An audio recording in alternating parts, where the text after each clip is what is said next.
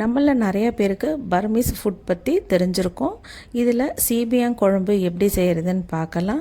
இதுக்கு 5-6 காஞ்ச மிளகாயை தண்ணியில் ஊற வச்சு மிக்சியில் போட்டு லைட்டாக ஒரே ஒரு சுற்றிக்கலாம். அதுக்கப்புறம் 1 டேபிள் ஸ்பூன் அளவுக்கு உரித்து வச்ச பூண்டு போட்டுக்கலாம். அதுக்கப்புறம் நறுக்கின 2 வெங்காயம் போட்டிருக்கேன். நல்லா பழுத்த தக்காளி 3 எடுத்து அந்த 3 தக்காளியை கழுவிட்டு கட் பண்ணிவிட்டு இந்த மிக்சி ஜாரில் போட்டு ரொம்ப அரைக்கக்கூடாது, லைட்டாக கொரப்பாக இருக்கிற மாதிரி அரைச்சி வச்சுக்கணும். இந்த மாதிரி கொரப்பாக அரைச்சி வச்சுக்கலாம். அதுக்கப்புறம் ஒரு கடாயில் நல்லெண்ணெய் ஊற்றிருக்கேன். கொஞ்சம் தாராளமாக எண்ணெய் ஊற்றிக்கலாம். இதுக்கு நீங்கள் எந்த எண்ணெய் வேணும்னாலும் ஊற்றிக்கோங்க. நல்லெண்ணெய் ஊற்றும்போது கொஞ்சம் காரம் தெரியாதுன்றதுக்காக நான் நல்லெண்ணெய் போட்டிருக்கேன். ஏன்னா மிளகாயும் பூண்டும் ரெண்டுமே நல்லா காரமாக இருக்கும்.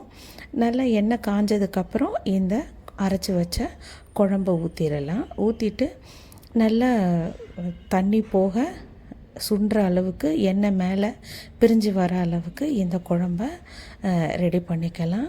எண்ணெய் கொஞ்சம் மேலே பிரிஞ்சு வர நிலையில் வேக வச்ச முட்டை இருக்குது இல்லையா, அதை போட்டுக்கலாம். முட்டைக்கு பதில் நம்ம ஃபிஷ் போட்டுக்கலாம், இல்லை என்ன விரும்புகிறோமோ அதை போட்டுக்கலாம். நான் ஃபிஷ்ஷு இல்லாட்டி முட்டை தான் போட்டிருக்கேன். வேறு எதுவும் ட்ரை பண்ணது கிடையாது. எறா கூட போட்டுக்கலாம், நான் அதெல்லாம் ட்ரை பண்ணதில்லை. இந்த பர்மீஸ் ஃபுட்டுக்கும் நமக்கும் நிறைய தொடர்பு இருக்கும். நம்மளோட முன்னோர்கள் கூட அங்கேருந்து வந்தவங்களாக இருக்கலாம். நமக்கு எப்போவுமே பர்மீஸ் ஃபுட்டு, பர்மீஸ் கூட நல்ல ஒரு தொடர்பு இருக்க தான் செய்யுது. இந்த மாதிரி எண்ணெய் பிரிஞ்சு வந்ததுக்கப்புறம் முட்டை நல்லா போட்டுட்டு லெமன் ஜூஸ் போட்டுக்கலாம். இறக்க போகிற நேரத்தில் லெமன் ஜூஸ் போட்டுக்கலாம். நான் இதுக்கு 1 லெமன் அளவுக்கு யூஸ் பண்ணேன். சின்ன லெமன் 1 லெமன் போட்டுக்கிட்டேன். ரொம்ப டேஸ்ட்டாக இருந்தது குழம்பு. நீங்களும் செஞ்சு பாருங்கள்.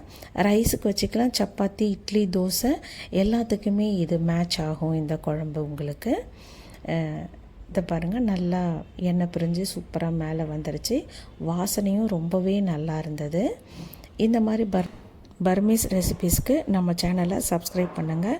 எல்லாருக்குமே வீட்டில் செஞ்சு பார்த்து வித்தியாசமான சுவையில் டேஸ்ட் பண்ணணுன்னு ஆசையாக இருக்கும். அதுக்காக நம்ம சேனலை சப்ஸ்கிரைப் பண்ணுங்கள். தேங்க்யூ ஃபார் வாட்சிங். லைக் பண்ணுங்கள், கமெண்ட் பண்ணுங்கள். இந்த கிரேவி நல்லா ஸ்பைஸியாக இருக்கிறதுனால 1 ஸ்பூன் 2 ஸ்பூன் அளவுக்கு எடுத்துக்கிட்டால் போதும். ரொம்பவே